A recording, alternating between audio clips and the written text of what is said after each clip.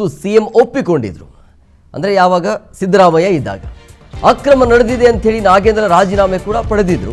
ಈಗ ಮತ್ತೆ ಸಚಿವರಾಗಿ ಮಾಡಿದ್ದೀರಿ, ಏನು ಸಂದೇಶವನ್ನು ಕೊಡ್ತೀರಿ ಅಂತ ಸಿಎಂ ಡಿಕೆಶಿ ವಿರುದ್ಧ ಎಚ್ ಡಿ ಕುಮಾರಸ್ವಾಮಿ ಆಕ್ರೋಶವನ್ನು ಹೊರಹಾಕಿದ್ದಾರೆ.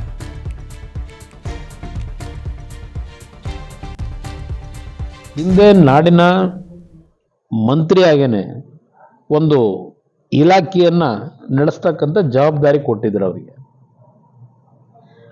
ಆ ಜವಾಬ್ದಾರಿ ಕೊಟ್ಟಂಥದ್ರಲ್ಲಿ ನಡೆದಿರತಕ್ಕಂಥ ಅಕ್ರಮ,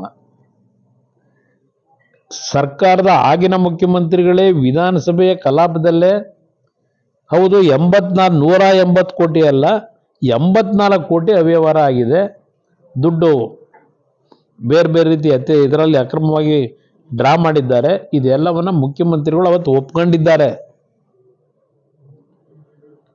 ಆ ರೀತಿ ಒಪ್ಕೊಂಡ ಮೇಲೆ ಅವರ ರಾಜೀನಾಮೆಯನ್ನು ಪಡೆದಿದ್ದಾರೆ. ಈಗ ಮತ್ತೆ ಮಂತ್ರಿ ಏನು ಮಾಡಿದ್ದಾರೆ, ಈಗ ರಾಜೀನಾಮೆ ಪಡಿಬೇಕಾದ್ರೆ ಅಲ್ಲಿ ಅಕ್ರಮ ಆಗಿದೆ, ಅಕ್ರಮದಲ್ಲಿ ಅವರು ಜವಾಬ್ದಾರಿ ನಿರ್ವಹಣೆ ಮಾಡತಕ್ಕಂಥಲ್ಲಿ ವಿಫಲರಾಗಿದ್ದಾರೆ ಅಂತಲೇ ರಾಜೀನಾಮೆ ತಗೊಂಡಿರೋದು. ಈಗ ಮತ್ತೆ ಅದೇ ವ್ಯಕ್ತಿನ ನೀವು ಮಂತ್ರಿ ಮಾಡ್ಕೊಂಡ್ರೆ ನೀವು ಎಷ್ಟು ಮಟ್ಟಿಗೆ ನಾಡಿನ ಜನತೆಗೆ ಸಂದೇಶ ಕೊಡ್ತೀರಿ? ಇವತ್ತು ಮಂತ್ರಿ ಸ್ಥಾನ ಉಳಿಸ್ಕೊಳ್ಳಿಕ್ಕೆ ಜಾತಿಯ ಒಂದು ನೆರಳನ್ನ ದುರುಪಯೋಗ ಪಡಿಸ್ಕೊಳ್ತಕ್ಕಂಥದ್ದು ಯಾರಿಗೂ ಶೋಭೆ ತರಲ್ಲ, ನನ್ನ ಅಭಿಪ್ರಾಯ ಇದೆ. ಅದರಿಂದ ಸರ್ಕಾರ ತೀರ್ಮಾನ ಮಾಡಬೇಕು ಈ ಇಶ್ಯೂನಲ್ಲಿ. ಯಾತಕ್ಕೆ ಇವರಿಗೆ ಮೊಂಡತನ? ಹಿಂದೆ ತಪ್ಪಾಗಿರ್ತಕ್ಕಂಥದ್ದು ನೀವೇ ಒಪ್ಪಿಗೆ ಕೊಟ್ಕೊಂಡು ಮುಖ್ಯಮಂತ್ರಿ, ಆಗಿನ ಮುಖ್ಯಮಂತ್ರಿ ರಾಜೀನಾಮೆ ತಗೊಂಡಿದ್ದೀರಿ, ಈಗ ಮತ್ತೆ ಯಾತಕ್ಕೆ ತಗೊಂಡಿದ್ದೀರಿ? ಯಾವ ಕಾರಣಕ್ಕೆ? ಬಹುಶಃ ಕೆಲವರು ಹೇಳ್ತಕ್ಕಂಥ ಪ್ರಕಾರ, ನನಗೇನು ಆ ಮಾಹಿತಿನ ಅದರ ಬಗ್ಗೆ ನಾನು ಡೆಪ್ತ್ ಹೋಗಿಲ್ಲ, ನಾನು ನನ್ನ ಗಮನ ನಾಗೇಂದ್ರ ರಾಜೀನಾಮೆ ನೀಡುವವರೆಗೂ ಹೋರಾಟ ಬಿಡೋದಿಲ್ಲ. ಬೇಲ್ ಸಿಕ್ಕಿದೆ ಅಂದರೆ ಭ್ರಷ್ಟಾಚಾರಕ್ಕೆ ಲೈಸೆನ್ಸ್ ಸಿಕ್ಕಿತು ಅಂತನಾ? ಕಾಂಗ್ರೆಸ್ಗೆ ಬ್ಲಾಕ್ ಮೇಲ್ ಮಾಡಿ ಸಚಿವ ಸ್ಥಾನವನ್ನು ತೆಗೆದುಕೊಂಡಿದ್ದಾರೆ. ನಾಗೇಂದ್ರಗೆ ಕ್ಲೀನ್ ಚಿಟ್ ಸಿಕ್ಕಿಲ್ಲ ಅಂತ ಹೇಳಿ ಛಲವಾದಿ ನಾರಾಯಣಸ್ವಾಮಿ ಈ ರೀತಿಯಾಗಿ ಆಕ್ರೋಶವನ್ನು ಹೊರಹಾಕಿದ್ದಾರೆ.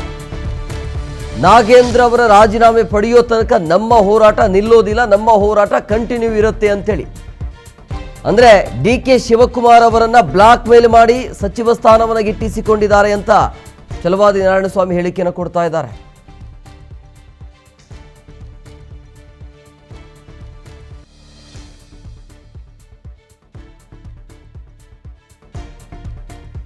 ನೋಡಿ, 5 ದಿನ ಆಯಿತು ಅಧಿವೇಶನ ಆರಂಭ ಆಗಿ, 5 ದಿನವೂ ಕೂಡ ಈ ಗಲಾಟೆ ಗದ್ದಲಲ್ಲೇ ಸಮಾಪ್ತಿ ಆಗ್ತಾ ಇರೋದು.